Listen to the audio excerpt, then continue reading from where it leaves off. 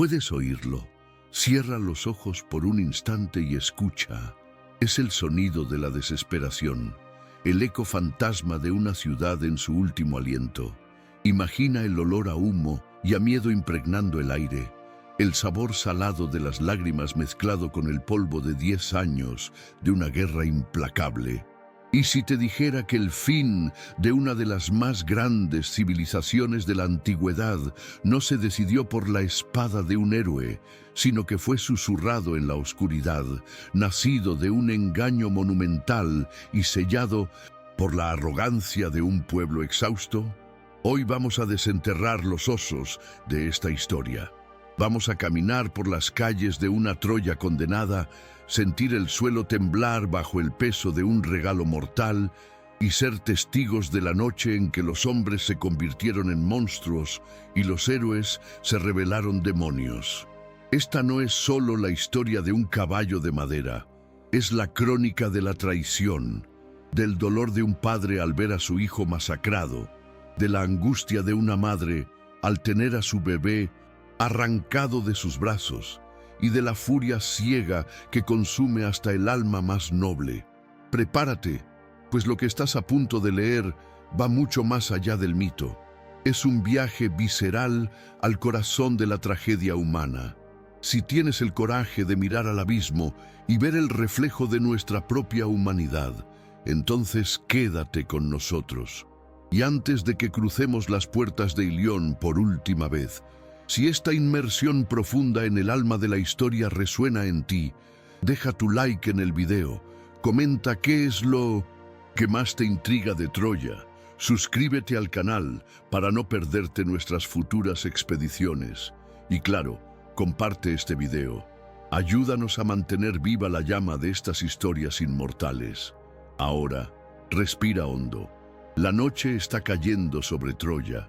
El polvo de una década sangrienta, un polvo fino y sofocante, cubría las llanuras de Troya como una mortaja. 10 años. Una generación entera había nacido y crecido a la sombra de una guerra que parecía tan eterna como los dioses que la observaban desde el Olimpo. El ejército aqueo, otrora una marea brillante de bronce y ambición bajo el mando de Agamenón, ahora se sentía como los restos de un naufragio en la playa. Sus campamentos, antes vibrantes con el vigor de hombres ávidos de gloria, se habían convertido en un lodazal de desilusión, atormentado por los espectros de sus más grandes campeones. El mayor de esos fantasmas era, sin duda, el de Aquiles. El semidios de los mirmidones, la furia encarnada, el depredador casi invulnerable, ahora yacía frío en la tierra que tanto había despreciado y conquistado. Su muerte, causada por una flecha cobarde de Paris, guiada por la mano invisible del dios Apolo, arrancó el alma del ejército griego. La disputa por su armadura divina, forjada por el propio Hefesto, había llevado al titánico Áyax a la locura y a su propia espada, un suicidio que manchó el honor de los reyes. La moral aquea estaba hecha jirones. Los hombres, con los ojos hundidos, soñaban con el olor de sus hogares, con el toque de esposas que apenas recordaban. La enfermedad, fétida e invisible, se arrastraba por las tiendas, mientras la envidia y la desconfianza envenenaban las relaciones entre los líderes. La victoria, antes un sol radiante en el horizonte, se había convertido en un espejismo trémulo y burlón. Dentro de las murallas ciclópeas de Troya, la ciudad de Ilión, que la leyenda decía haber sido erigida por la lira de Apolo y el tridente de Poseidón, la resiliencia se había endurecido y comenzaba a agrietarse, revelando la desesperación por debajo. El rey Príamo, un patriarca doblegado no solo por la edad, sino por el peso insoportable del dolor, presidía un reino de sombras. La imagen de sí mismo, disfrazado, besando las manos asesinas de Aquiles para suplicar por el cuerpo mutilado de su hijo Héctor, era una herida que jamás cicatrizaría. La pérdida de Héctor fue el golpe fatal. Él era la muralla viva de Troya. Sin él, la defensa era un espasmo, una reacción febril sin el brillo del genio estratégico que solo él poseía. Su reina, Hécuba, una roca de dignidad real, sentía cómo su mundo se desmoronaba con cada amanecer. Sus hijos, uno por uno, eran cegados por la hoz de la guerra. El palacio, antes un centro de cultura y canciones, se había transformado en un mausoleo silencioso de luto. Las mujeres de Troya tejían en sus telares, pero sus hilos eran los hilos del destino de sus hombres, y cada noche era una vigilia de plegarias ansiosas, con los oídos atentos al clangor distante del bronce contra el bronce. La guerra, nacida de un amor robado y de una promesa divina, el rapto de Helena por París, se había degenerado en un punto muerto brutal y purulento. París, que había asegurado el amor de la mujer más bella del mundo, al elegir a Afrodita, había demostrado ser una llama vacilante en el campo de batalla, más hábil con el arco traicionero que con la lanza honorable. La propia Helena vivía como un pájaro exótico en una jaula dorada, despreciada por muchos que la veían como la causa de una década de agonía. Frecuentemente subía a las murallas, el viento del Egeo azotando su rostro, sus ojos barriendo la llanura en busca de algo que ella misma ya no sabía qué era. Redención, olvido, un camino a casa. Los griegos no podían tomar la ciudad. Los troyanos no podían expulsar a los griegos. El destino, sin embargo, es un tejedor paciente. Sus designios a menudo no se bordan con la fuerza, sino con la aguja fina y venenosa de la astucia. El escenario estaba listo para el acto final. Esa noche pesada, en la tienda de Agamenón, el aire estaba viciado de derrota. Los más grandes reyes de Grecia, hombres que comandaban ejércitos y gobernaban ciudades, parecían niños perdidos. La idea de abandonarlo todo, de admitir el fracaso y volver a casa con nada más que cicatrices y fantasmas, era un veneno que se extendía rápidamente.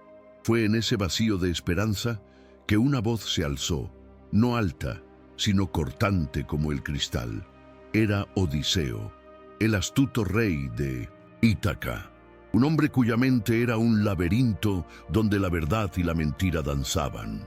Sus ojos, inquietos y penetrantes, veían no solo la sombría realidad, sino las fisuras en ella, las posibilidades que se escondían en las sombras de lo imposible.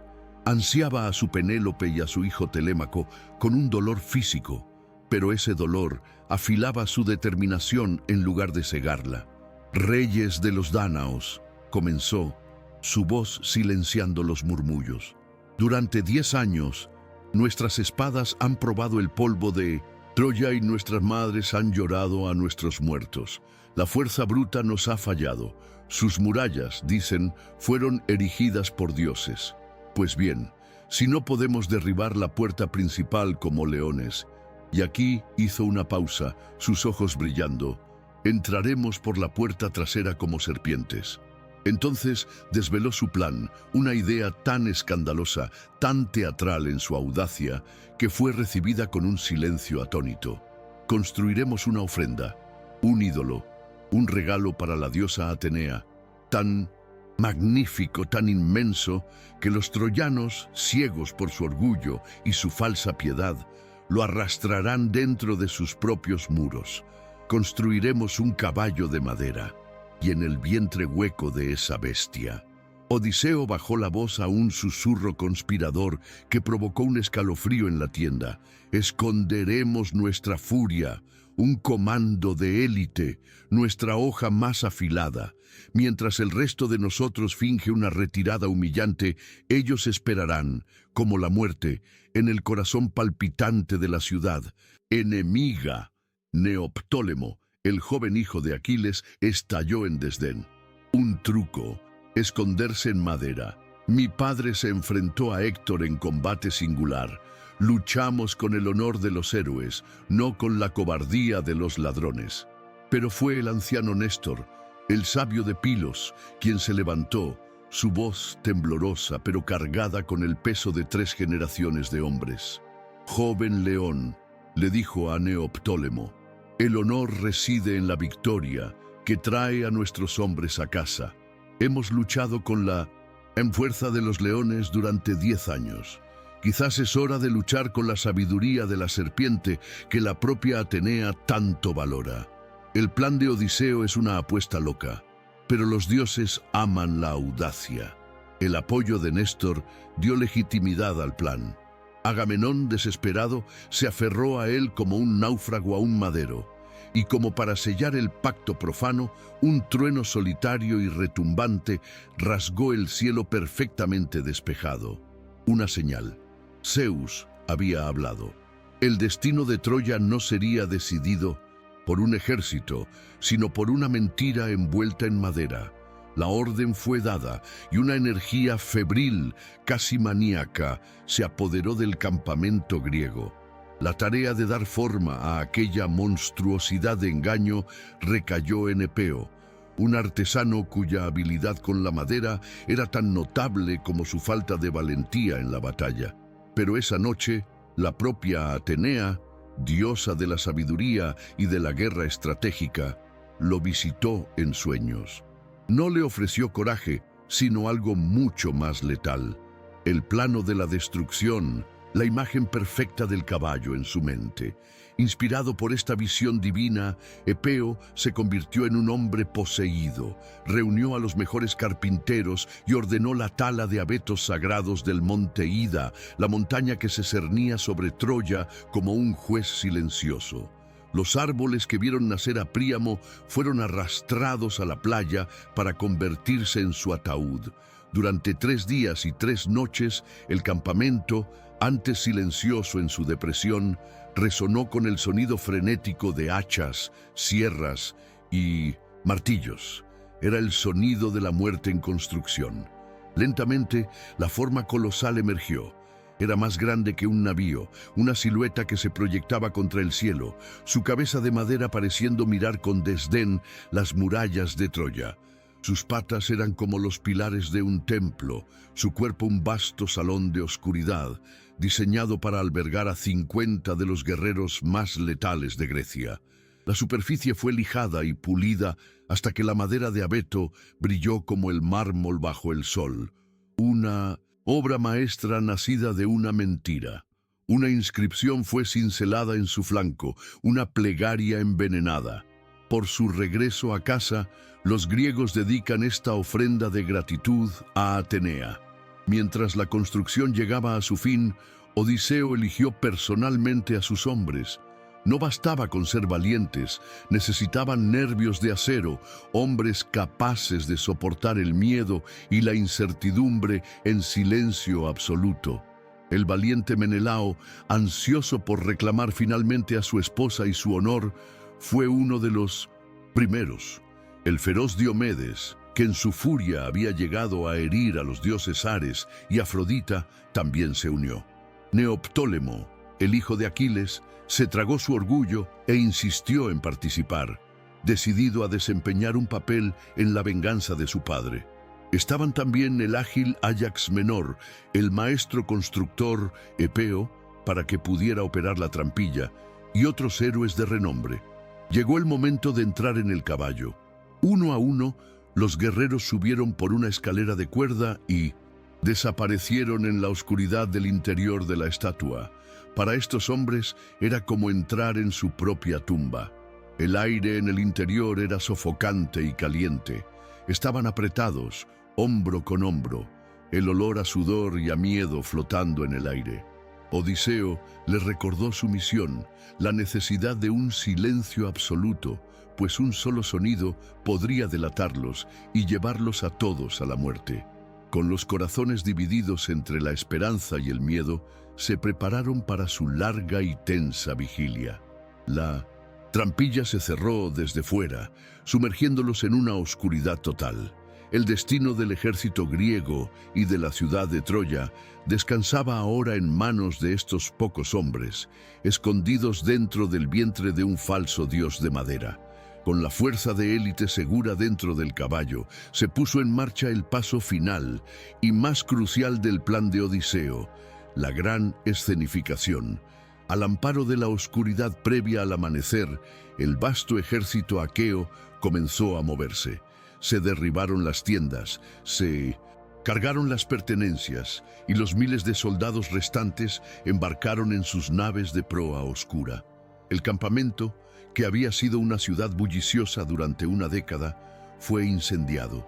Columnas de humo negro ascendieron hacia el cielo, una señal visible y dramática de su partida. La vasta flota griega levó anclas, se izaron las velas y con el primer atisbo del amanecer, los barcos navegaron hacia el oeste, hacia mar abierto. Para cualquier observador en las murallas de Troya, la visión sería inequívoca. Los invasores griegos, finalmente derrotados en espíritu, estaban abandonando el asedio y regresando a su patria. Sin embargo, en lugar de continuar su viaje a Grecia, la flota ejecutó una maniobra cuidadosamente planeada.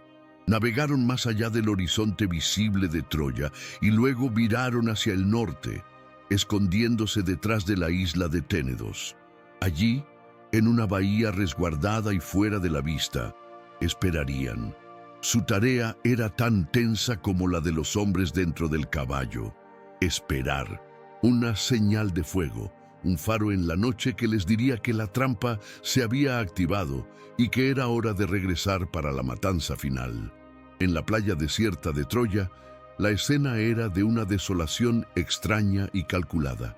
Restos humeantes del campamento griego cubrían la arena, y en medio de todo, imponente y solitario, estaba el gigantesco caballo de madera, un monumento silencioso a la aparente derrota de los griegos. Pero no estaba completamente solo.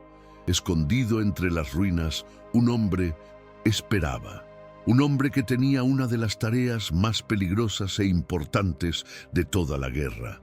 Su nombre era Sinón, un primo de Odiseo, elegido por su coraje, por su inteligencia rápida y sobre todo por su extraordinaria capacidad para mentir. Su misión era ser capturado por los troyanos y convencerlos a través de una historia cuidadosamente elaborada de que llevaran el caballo dentro de sus murallas. Sinón se preparó para su papel. Rasgó sus ropas, se cubrió de suciedad y se hirió superficialmente para hacer su historia más creíble.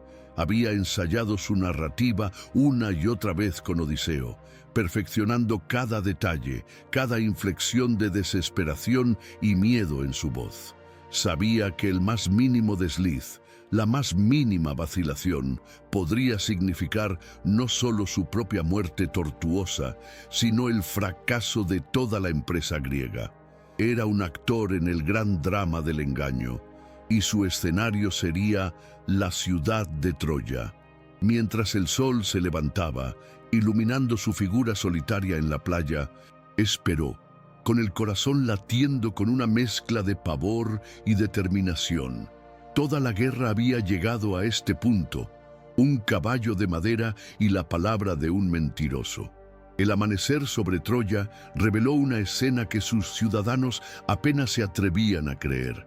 Los vigías en las murallas se frotaron los ojos, incrédulos. La playa, que durante una década había sido un hervidero de actividad hostil, estaba vacía. Los campamentos griegos yacían en ruinas humeantes, abandonados. La flota aquea, que había sido una presencia constante y amenazante en el horizonte, había desaparecido.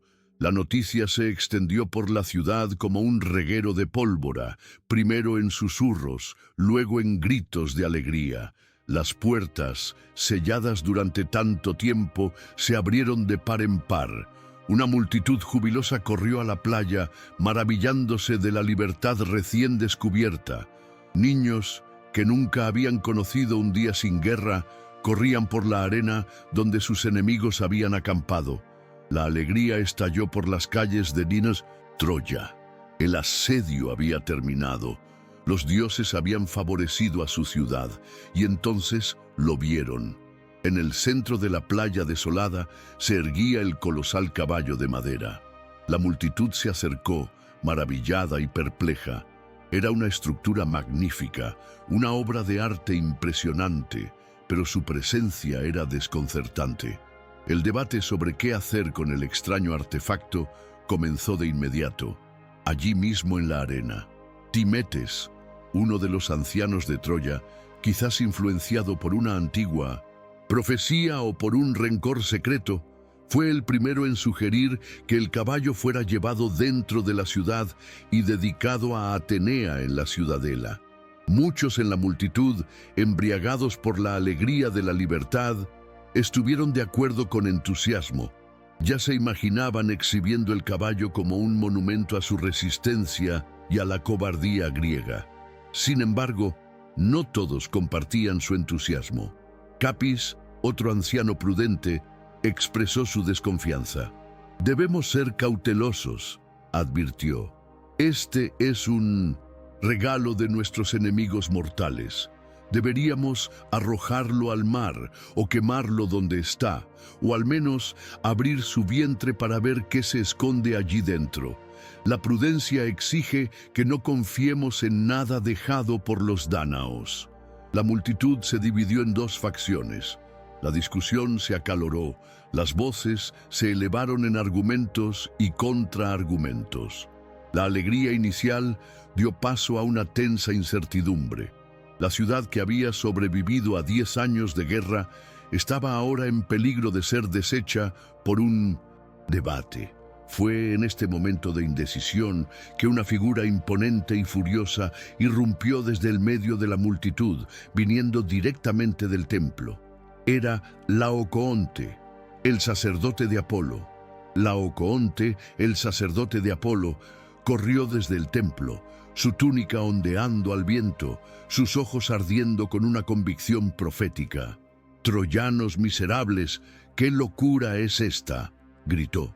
Su voz un trueno de advertencia que silenció a la multitud. «¿Creéis que los enemigos se han ido? ¿Creéis que cualquier regalo de los dánaos puede estar libre de engaño? Conozco a Odiseo. O los aqueos están escondidos dentro de esta madera, o esta es una máquina de guerra construida contra nuestras murallas para espiar nuestras casas y caer sobre la ciudad desde lo alto. No confiéis en el caballo, troyanos. Sea lo que sea, temo a los griegos, incluso cuando traen regalos». Con estas palabras apasionadas, Laoconte no esperó a la deliberación. Agarró una lanza de las manos de un soldado cercano y con toda su fuerza la arrojó contra el flanco curvo del caballo. La punta de bronce se clavó en la madera, que se estremeció con el impacto, y desde su interior hueco resonó un sonido ahogado, un gemido metálico, el inconfundible tintineo de armas y armaduras. Los guerreros en el interior, conmocionados por el golpe, lucharon por permanecer en silencio, sus corazones martilleando contra sus costillas. Por un momento, el destino pareció pender de un hilo. Si los dioses no hubieran nublado las mentes de los troyanos, si su voluntad de creer en el fin de la guerra no fuera tan fuerte, la advertencia audible y el sonido siniestro los habrían llevado a destruir el regalo fatal, y Troya seguiría en pie. Pero el destino, o quizás la intervención de un dios hostil como Poseidón, que guardaba rencor a Troya, tenía otros planes. En ese momento crucial, un grupo de pastores troyanos llegó, arrastrando consigo a un prisionero griego, un joven que se había entregado voluntariamente. Era Sinón, el actor, solitario, desempeñando el papel de su vida. Con una habilidad consumada para la mentira, tejió su historia de persecución y traición. Afirmó haber sido condenado a muerte por un Odiseo celoso y por el vidente Calcas, como un sacrificio humano para asegurar vientos favorables para la flota griega. Contó que había escapado por poco del altar sacrificial y se había escondido durante la noche. Sus lágrimas, hábilmente derramadas, y su historia de sufrimiento tocaron el corazón del compasivo rey Príamo. «¿Y qué hay de este caballo?», preguntó Príamo, su sospecha disminuyendo. Sinón, ahora con la confianza de los troyanos, reveló la parte final y más brillante de su mentira. «Es una ofrenda a Atenea», explicó. Calcas ordenó que se construyera en tamaño colosal para que no pudierais meterlo en la ciudad. Pues la profecía dice que, si el caballo entra en Troya, la ciudad se volverá invencible y un día llevará la guerra a la propia Grecia. Pero si lo dañáis o lo destruís, la ira de Atenea caerá sobre Troya y la destruirá. La historia de Sinón fue una obra maestra de engaño psicológico, explotando el orgullo, la piedad y el miedo de los troyanos. Sin embargo, la advertencia de Laocoonte aún resonaba. Fue entonces cuando un prodigio terrible y espantoso, venido del mar, selló el destino de la ciudad. Del mar en calma emergieron dos serpientes marinas gigantes, sus crestas rojas como la sangre erguidas sobre las olas, sus espaldas serpenteando sobre el agua. Se deslizaron hacia la playa, sus ojos ardiendo con un fuego sobrenatural. La multitud aterrorizada se dispersó. Las serpientes fueron directas hacia Laocoonte y sus dos hijos pequeños que estaban a su lado. Se enroscaron alrededor de los cuerpos de los niños, mordiéndolos con sus colmillos venenosos. Cuando Laocoonte corrió en su ayuda, lanza en mano, las serpientes lo agarraron, aplastándolo en sus anillos mortales. Sus gritos de agonía resonaron en la playa, pero nadie se atrevió a intervenir. Después de consumar su acto atroz, las serpientes se deslizaron hacia la ciudadela y desaparecieron bajo el escudo de la gran estatua de Atenea. Para los troyanos aterrorizados, el significado era claro e inequívoco.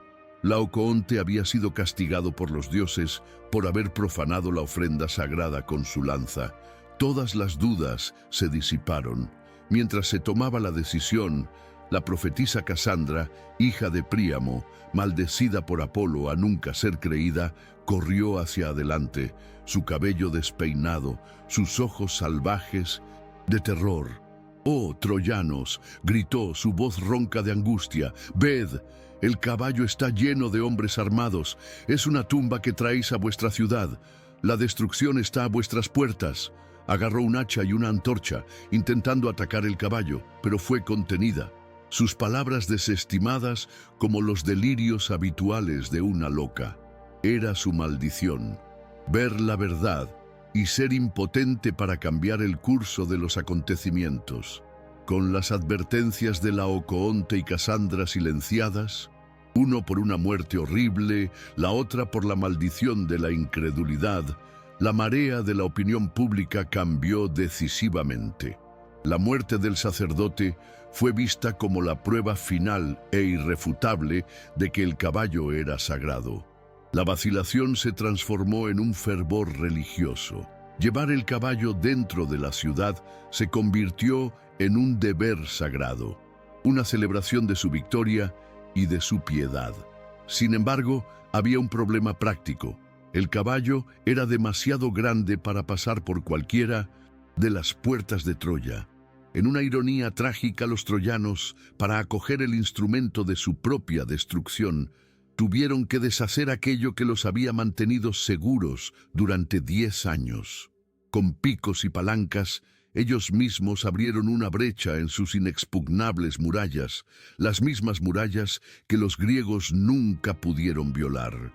Con gritos de celebración y cánticos de himnos a Atenea, ataron cuerdas gruesas al cuello y a las patas del caballo. Colocaron rodillos de madera bajo sus pies para facilitar el movimiento.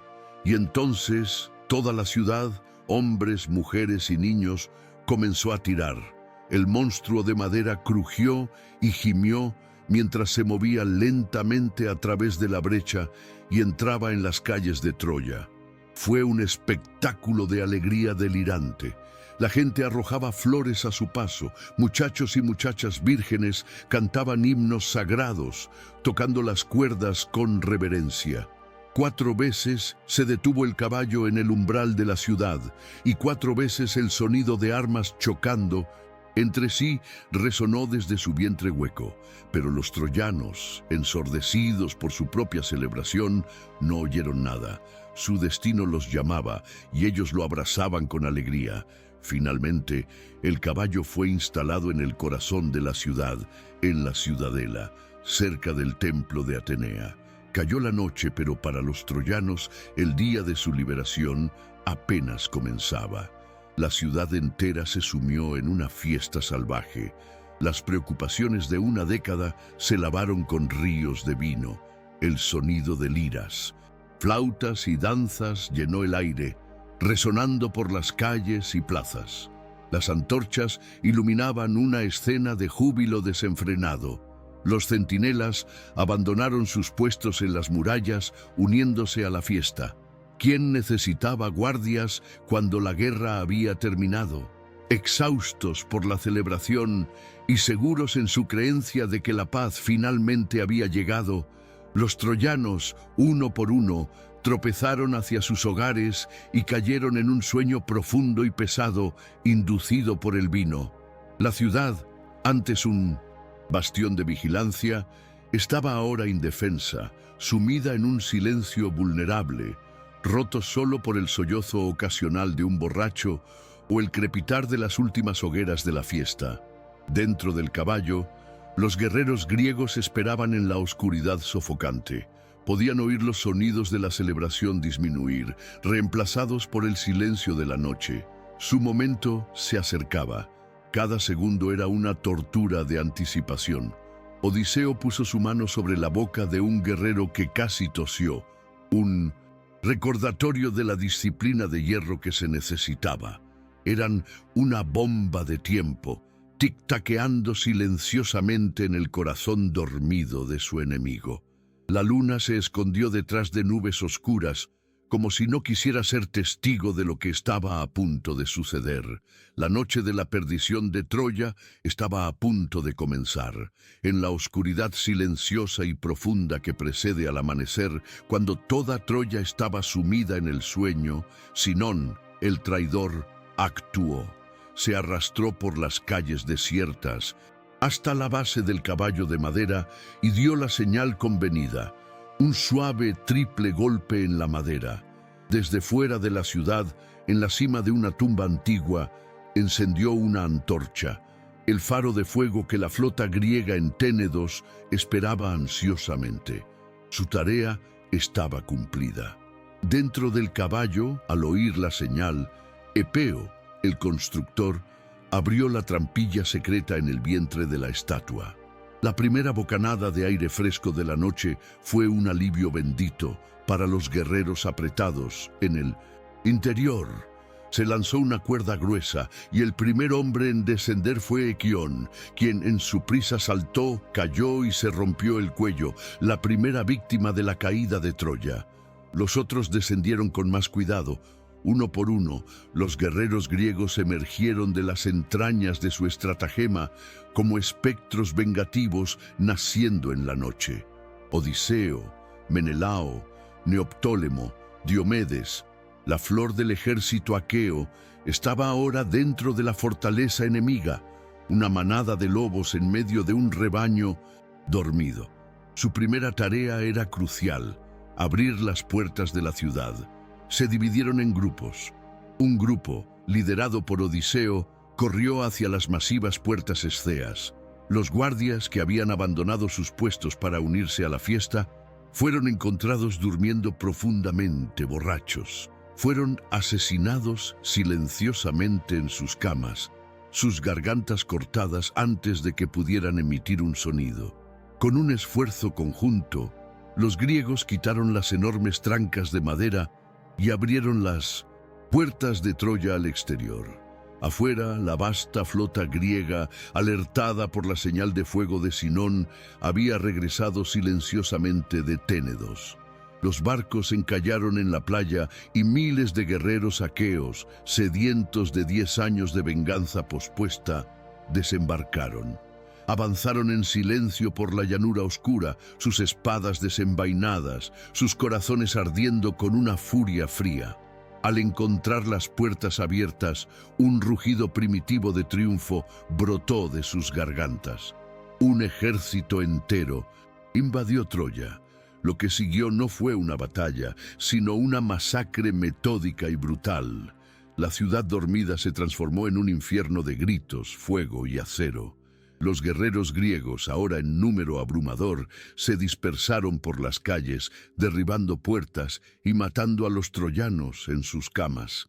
Hombres sorprendidos buscaban sus armas en la oscuridad, solo para ser abatidos antes de estar completamente despiertos. Mujeres y niños se despertaron con los gritos de sus maridos y padres y el olor a humo llenando sus hogares. El caos reinó supremo. Las llamas, prendidas por los griegos, se extendieron rápidamente, alimentadas por un viento despiadado que soplaba desde el mar. Las casas de madera y los templos majestuosos fueron engullidos por el fuego, que pintó el cielo nocturno con un brillo terrible y danzante, transformando la orgullosa Ilión en una pira funeraria para su propio pueblo. La edad de oro de Troya estaba terminando en una noche de terror inimaginable, orquestada por la mente de un hombre y ejecutada por un ejército que se había vuelto más bestial que humano. En medio del pandemonio, algunos troyanos lograron organizar una resistencia desesperada. Eneas, un príncipe troyano hijo de la diosa Afrodita y primo de Héctor, fue despertado no por el sonido de la batalla, sino por una visión fantasmal. El espectro del propio Héctor, su cuerpo aún mostrando las terribles heridas infligidas por Aquiles, apareció a su lado. «Huye, hijo de la diosa», instó el fantasma, su voz un eco triste. «Sálvate a ti y a nuestros dioses domésticos, lleva los penates de Troya a una nueva tierra. Troya está perdida. El enemigo está dentro de nuestras murallas. Hemos cumplido nuestro deber con el rey y la patria. Si Troya pudiera ser salvada por un brazo, habría sido salvada por el mío». Impulsado por el deber y la furia, Eneas ignoró la advertencia de huir y en su lugar subió al techo de su palacio. La visión que lo saludó fue apocalíptica. Toda la ciudad estaba en llamas.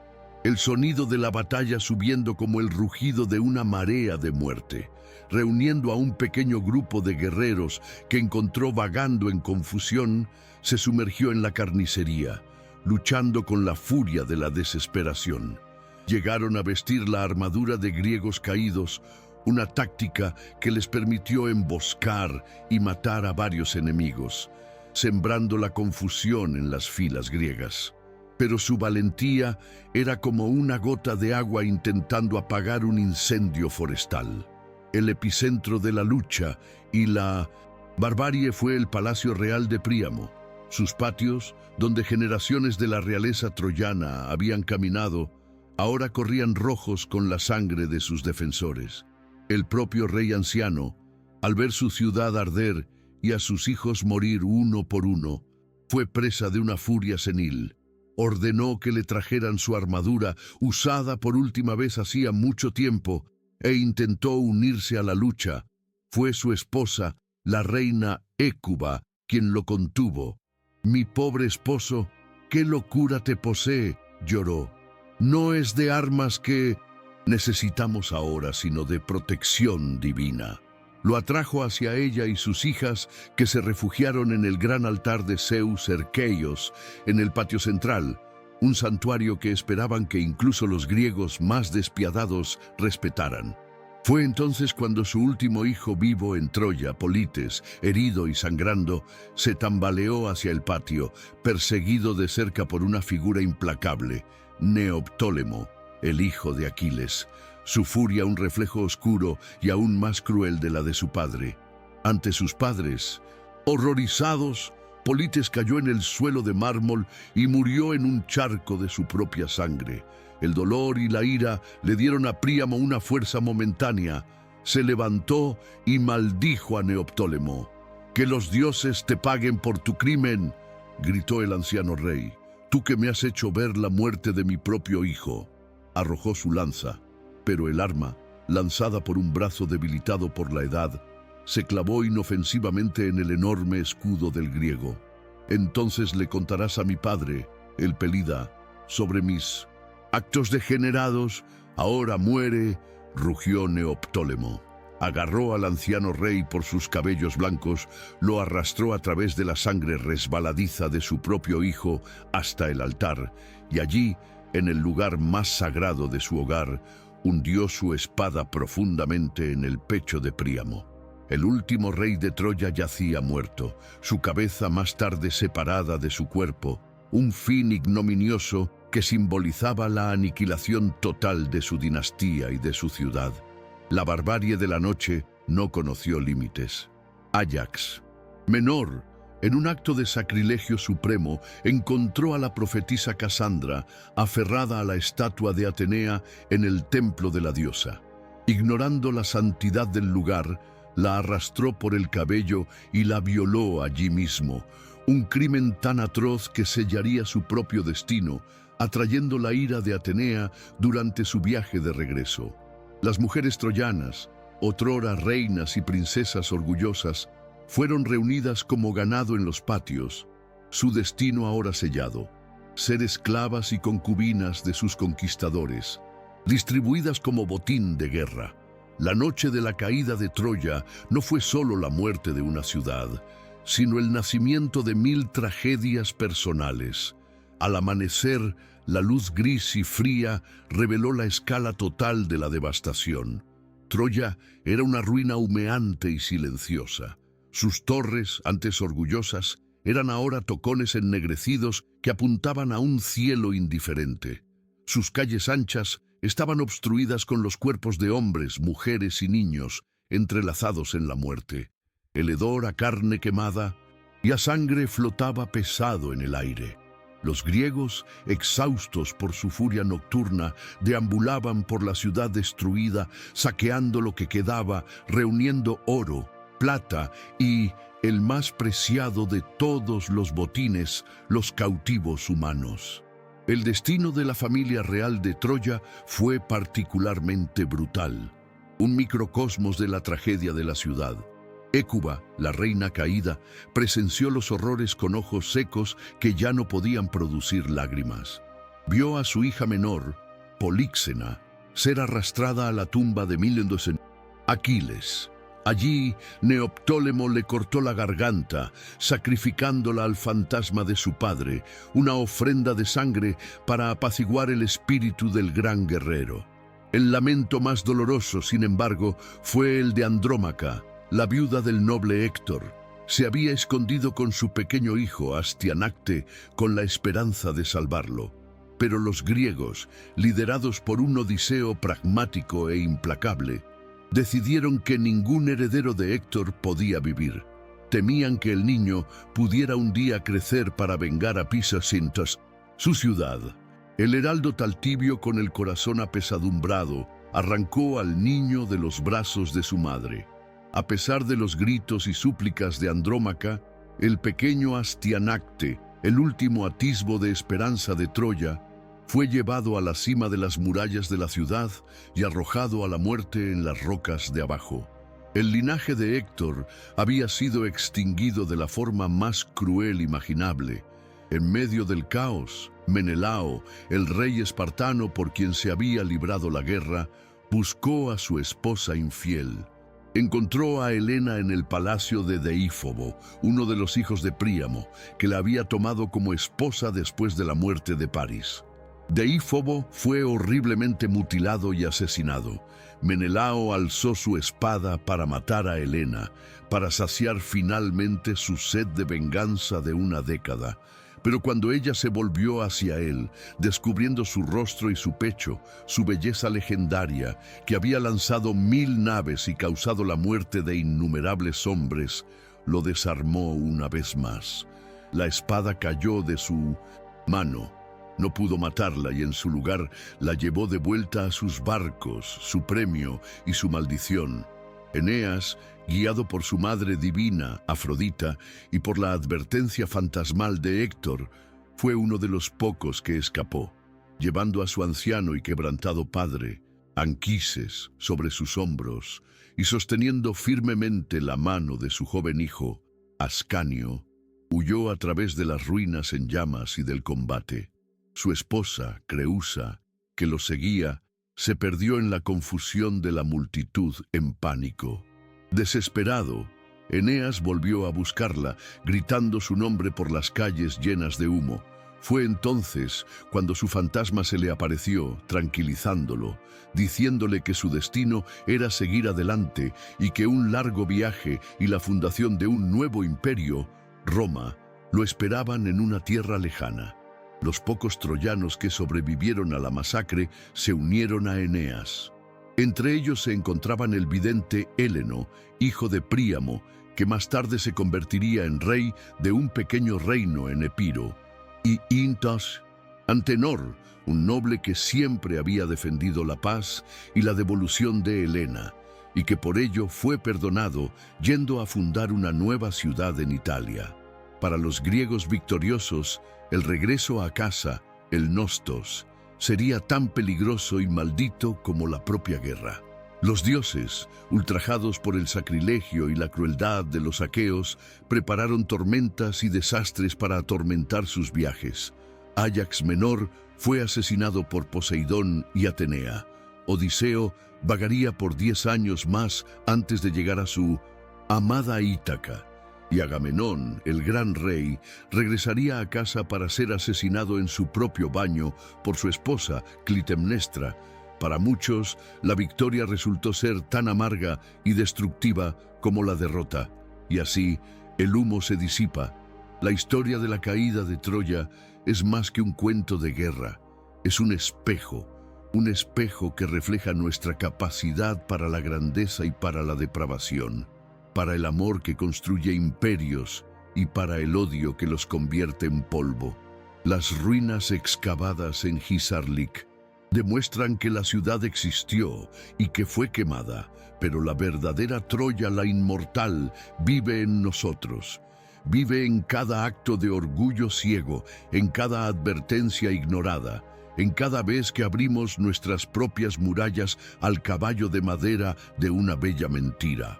El fuego que consumió Troya pudo haberse extinguido hace 3000 años. Pero las llamas de su historia, de su advertencia, continúan ardiendo intensamente en la imaginación del mundo. Gracias por caminar con nosotros por estas ruinas sagradas. Esperamos que este viaje visceral al pasado haya sido tan impactante para ti como lo es para nosotros contarlo. Si esta historia te ha conmovido, ayúdanos a seguir desenterrando estas verdades eternas. Deja tu like, comenta qué momento te marcó más, suscríbete al canal y comparte este video. Ayuda a difundir la leyenda. Gracias por tu valentía al escuchar. Hasta la próxima.